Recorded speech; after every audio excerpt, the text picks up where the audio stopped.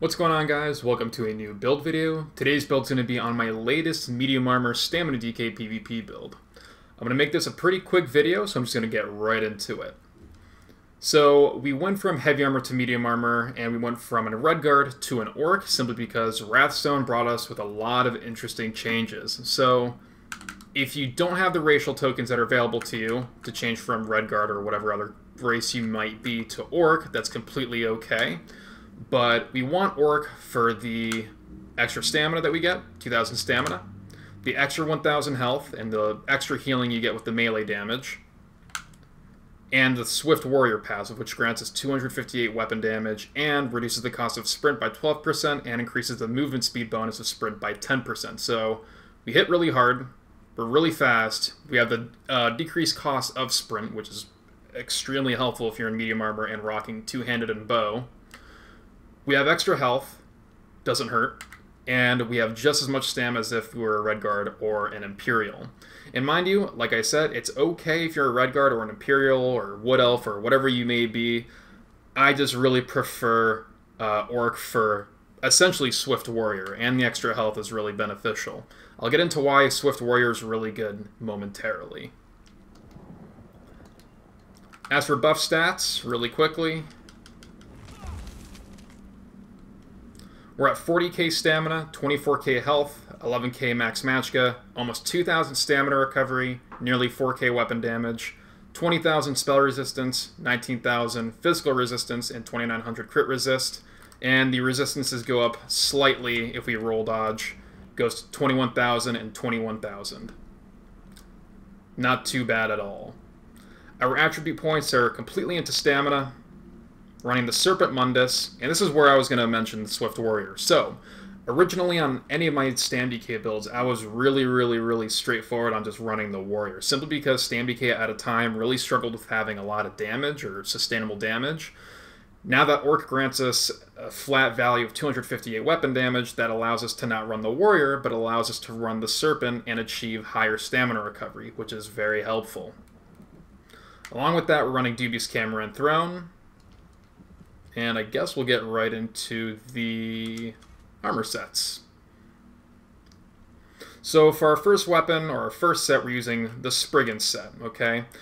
And I'll just take off these poisons and introduce those momentarily, but we're rocking a charged enchant, or a shock enchant, whatever you may want to call it. Grants us 3,100 shock damage, and it has a chance to grant us minor vulnerability, which is 8% extra damage, and I believe that 8% also buffs our healing. So that's a very good enchantment if you want to run something that gives you damage and something that benefits your health sustainability. With that, we want our Spriggan's Maul to be Nirnhoned, and that's essentially it. Maul is basically the go-to for me. The 20% armor mitigation is just way too strong because everyone's really adamant on running high resistance builds or just running tanks or healers. So Maul, Nirnhoned, it's a really good combination. It's really high damage. So Spriggan's, of course, grants us max stam, weapon damage, and the physical penetration bonus.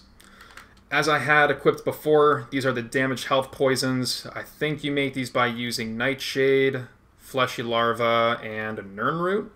These do a lot of immediate damage. It's a pretty serious dot, but it's pretty much up in the air if you want to run the Shock Enchantment or the poisons, both of which are extremely effective. You just kind of have to test around with these two and decide what you like.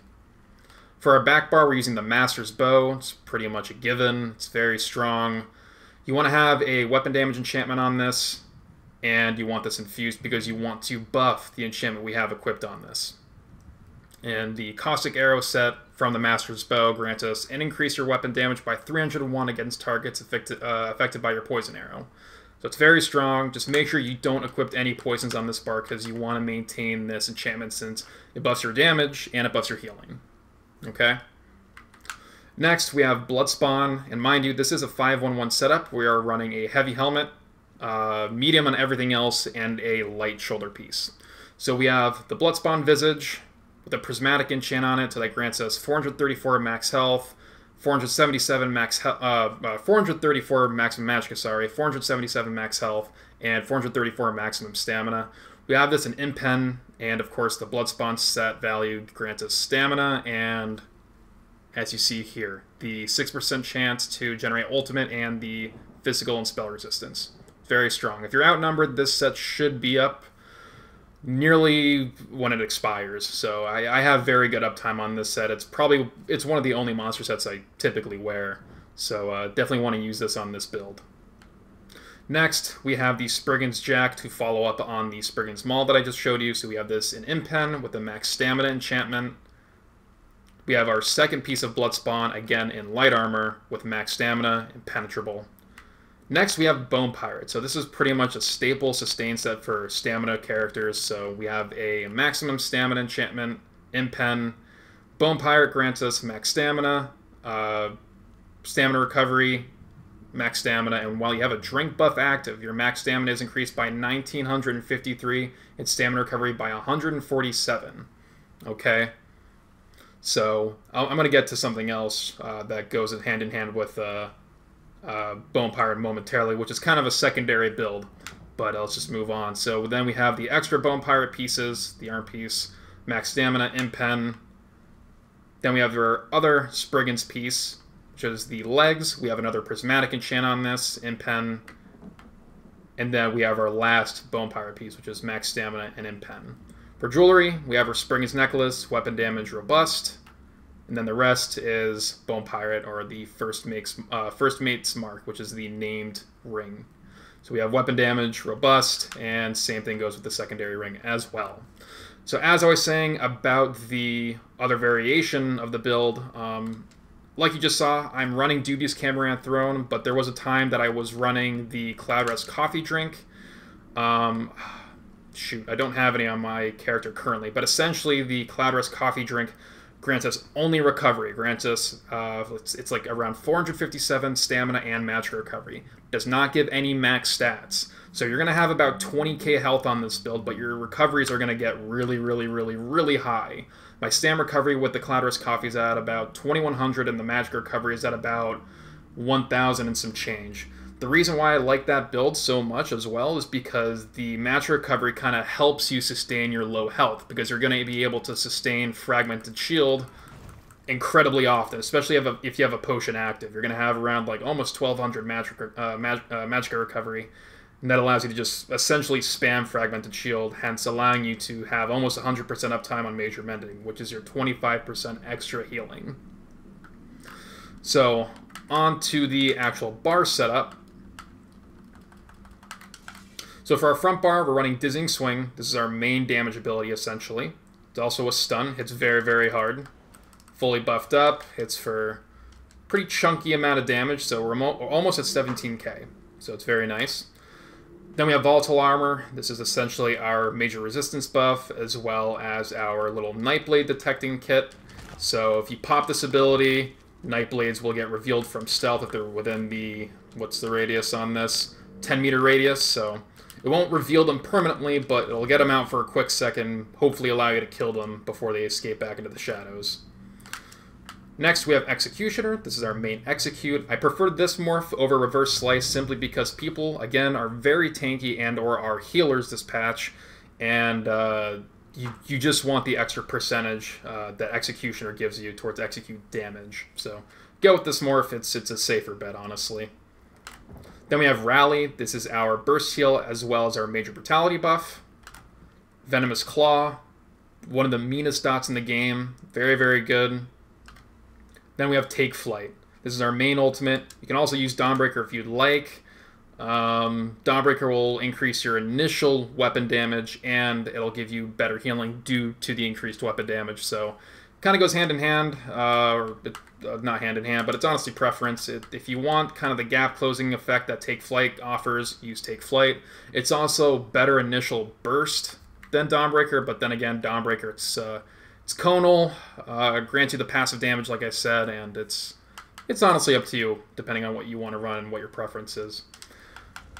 For the back bar, we have Resolving Vigor. This is our main dot heal, buffed up. It's at about 16.9k, and this number goes up, mind you. I'll explain how in a moment. So we have Poison Injection. This is also another primary dot we have, which is also an execute, and that's also procs our Master's Bow extra, or the Caustic Arrow set, so it's very good. This is needed. We have Draining Shot. This is kind of an emergency heal. People hit pretty hard this patch. People are also running in huge Zergs, which is not very out of the ordinary. But this essentially just gives you that extra bit of survivability that you need. If you shoot someone with this ability, it stuns them backwards and stuns them. And then when they break from the stun, it heals you for a set amount of health. I've had this crit on me for about 15k plus, so it's very effective. Next we have Shuffle. This is basically some of our damage mitigation as well as our snare removal. It's very good. Then we have Fragmented Shield. So this is basically our major mending and a little bit of a sustainability due to the Earth and Heart Helping Hands passive. So we gain a 990 stam every time we use a Earth and Heart passive, and that is our Fragmented Shield. Then for our back bar ultimate, we have Temporal Guard. I have never ever really bothered with Corrosive or any other ultimate since Temporal Guard's release back in Somerset. It's just so helpful due to the damage mitigation it grants us, and it's a pretty fun ultimate too if you want to use it, but I typically don't ever touch this ultimate. As for champion points, we have 56 Warlord, 5 Sprinter, 64 Mooncalf, 56 Tenacity. You just want to get Wind Running. This is a very good passive. Next, we have 23 into Shadow Ward. Goes hand in hand with the extra block mitigation we have on the DK passive, so it's very strong. We have 10% into here. We have 66 into Tumbling. Nothing into the Apprentice. And this is where the build gets pretty particular. So we're running 81 into Master at Arms. So this is this is debatably overinvested, but it's for a reason. So we have 81 into here, which grants us 24%. So our Take Flights are going to hit really hard. Our Dizzying Swings are going to hit really hard. We have 20 into Shattering Blows, which grants us 9%. Then we have 19 into Physical Weapon Expert, which grants us 12%. That in turn has us allocated 120 points into the skill tree, which gives us Tactician. So when you use Roll Dodge to dodge an attack, you set an enemy off balance. So off balance does 2 things. Technically 3, and we'll get into the third in 2 seconds. So off balance, basically, if you roll an attack, or if you roll dodge an attack, you're going to see an icon on your enemy saying off balance. So what you do is, if you heavy attack them or medium weave them, they're going to get stunned. It's essentially a free stun. And if you heavy attack them, you get extra resources back, or you get extra of your primary resource back. So this is a very, very, very strong stun, as well as sustainability. But let's go to the next skill tree.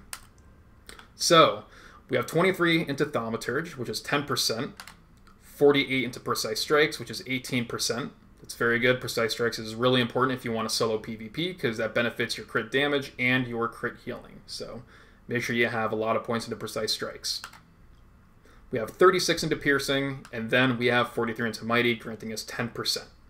So with all this invested, we get Exploiter. So remember, on the previous skill tree, we unlocked Off Balance. So Exploiter grants us increase your damage done against off-balance enemies by 10%. Okay, so if we set an enemy off balance, we get 10% extra damage, we get the stun, and we get the possible resource return if you heavy attack them. So also, this ability, I believe, I'm absolutely sure on this, it buffs your damage and also gives you a 10% bonus on your heals. So that allows us not to invest any points into Blessed, because if you're outnumbered and you're roll dodging attacks, which you will be if you're using medium armor and bow, off balance is going to get procced and have an uptime of at least 90%. So Exploiter is going to be up pretty often, as well as off balance.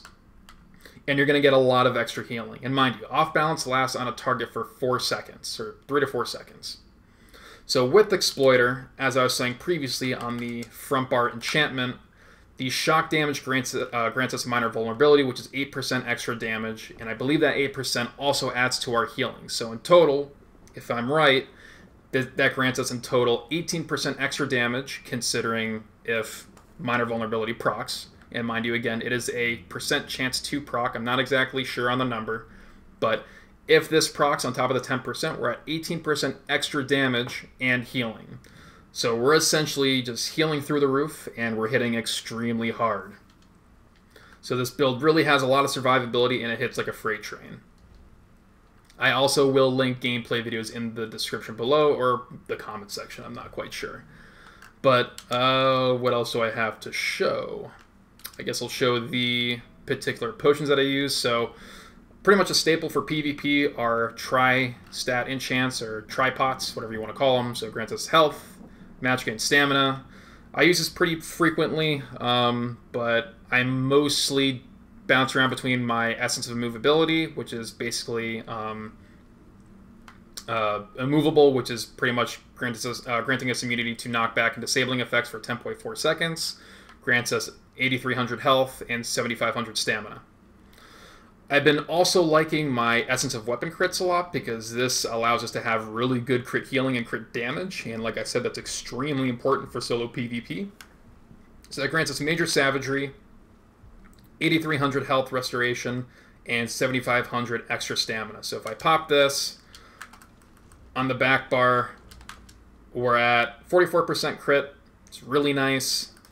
And on our front bar, we're at 39%. So it's pretty damn good, and it lasts for the whole entire duration of the potion if you have the, forget what it's called, medicinal use passive. And like I said, you on previous videos, you want this passive. It's very good. Allows your potions to last 30% longer.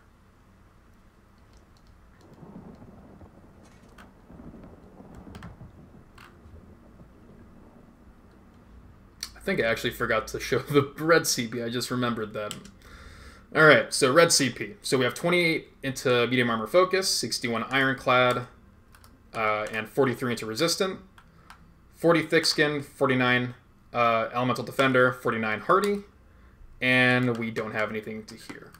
Basically, in this skill tree, you just want Unchained. Like I said, you get that by investing 49 to hardy, 49 elemental defender, and 40 thick skinned. It's maybe even a little bit over, considering that you only need 120 points into these this skill tree to get Unchained. But just make sure you get this. You don't need as much as I do, but I just like the damage over time mitigation because everyone's a Templar. AoEs are all over the place, and it's just I've noticed my survivability is a lot better. So that's essentially going to be it, guys. Sorry it was kind of, you know, a choppy build video, but I hope you guys enjoy the build, and I hope it serves you well. Thank you very much for watching, and have a good one. See you all soon.